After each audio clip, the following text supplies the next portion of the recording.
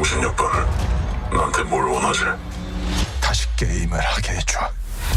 This season is like completely set up for season 3. There was only, I guess, 2 main interesting things about Squid Game season 2. We got different characters. They're playing different games. I expected them to play different games, so maybe that's not a plus. Maybe that's just kind of as expected. There's only one game that is like a returning game, which is that red light, green light game. But other than that, everything else kind of follows the same beats as season 1. It's all kind of even the same themes about how the rich people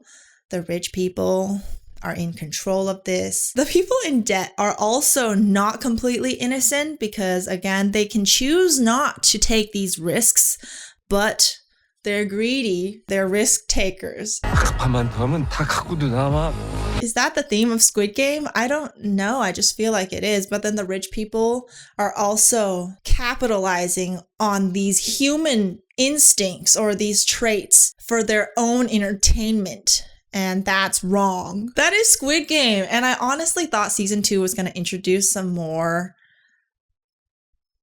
I thought it was going to introduce some more themes. I thought it was going to go somewhere else. I thought it was going to go in a different direction, but it didn't.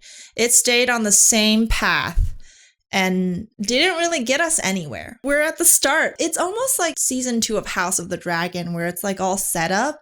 Things happen, but like you kind of feel like you end at the same place you started. But I guess we're not exactly at the same place because the main character is kind of close to getting to the place that he's trying to go. 난 그 게임을 멈추려는 거야. He's trying to have a talk with the higher ups, the game makers or the people in control. I don't even know what he's gonna do when he gets there. See, I don't know his plan. It honestly doesn't really make sense. And his character arc is also kind of weird because in the beginning, he wants to save everyone. He's going back into the game to save everyone. But in the middle of this show, or more like near the end of this season, he's willing to sacrifice a couple of people to save more people in the future, I guess. But I'm just like, how are you even sure you're gonna end these games? Just because you end it here, I thought we had other games in other countries, because in season 1, we did see a lot of the masked people, the masked rich people, the viewers, the audience, the rich.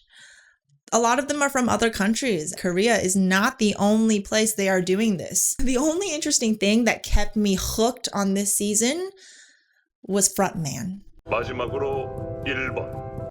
Frontman, player number 1 yet again, he went into the game and he's like pretending. I really liked how I couldn't tell whether he was acting or whether he actually felt bad. But then in the end, he did turn around and backstab. So we all know from season 1, if you haven't seen season 1, I don't know why you're in this video, because I'm not going to explain season 1, but Frontman's brother is the detective dude who he shot at the end of season 1, but that guy survived, and he's been trying to look for the island that he, found all this evidence, because he lost all his evidence. So he can't even show the police like, oh my God, there's like this secret thing that's happening where people are getting killed by playing games. So he's found this boat guy. He's found this boat driver to take him to a bunch of different islands, and he's been doing this for, I guess, 2 years. And we find out in the end that boat guy is actually working for Frontman, I guess. He's working for Frontman, or he's part of this, okay?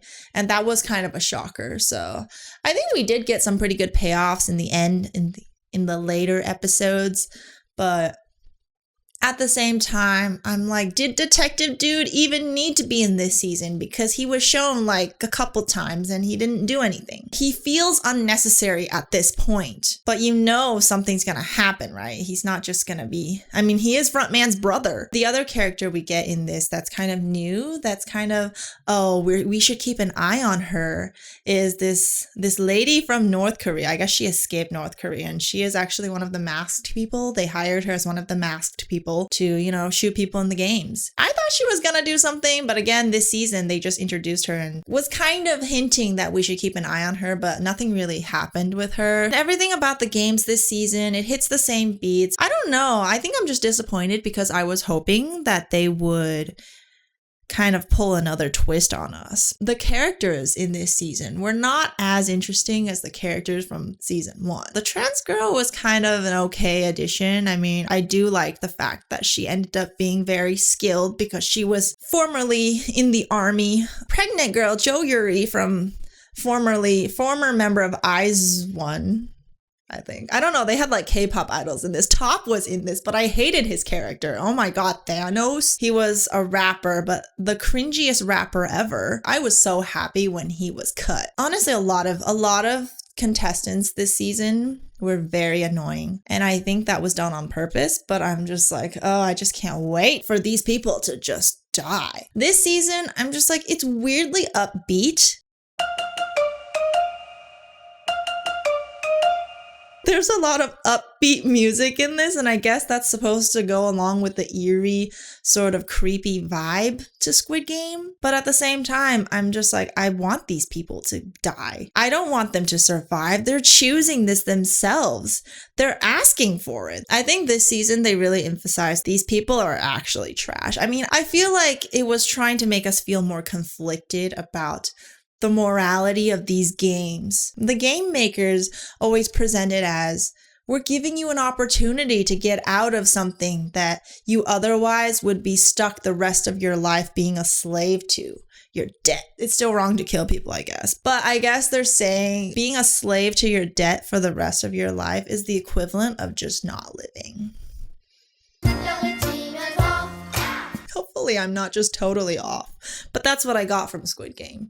And I was hoping that this season they would, but again, I don't know what they would actually do. What other direction can you go with this? I thought we were going to get somewhere in the end, but they decided to split it into 2 seasons. So that added on to the disappointment that I didn't really find out anything extra. And now I'm just curious about Frontman. He is the only person that I'm just watching this show for now. I mean, he should probably be the main character, but at the same time, I'm like, what is it about him? He obviously agrees with the rich. He was a former player in this games too, wasn't he? It was good enough to binge, good enough to think about, but it just felt like something was a little bit lacking. But maybe season 3, maybe that is the point of season 3. It's gonna tie it all together. It'll probably make sense in the end.